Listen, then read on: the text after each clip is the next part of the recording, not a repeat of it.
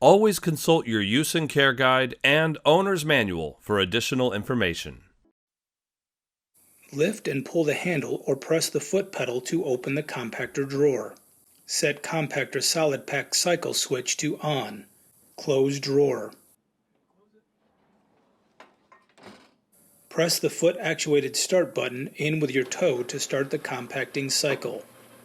The Solid Pack cycle extends the use of the bag by putting constant pressure on the trash to keep it from springing back.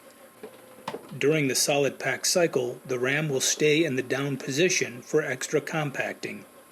The drawer is locked and cannot be opened when the ram is down.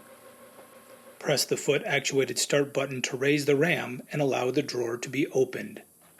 Regular use of a Solid Pack cycle can increase bag capacity up to 25%.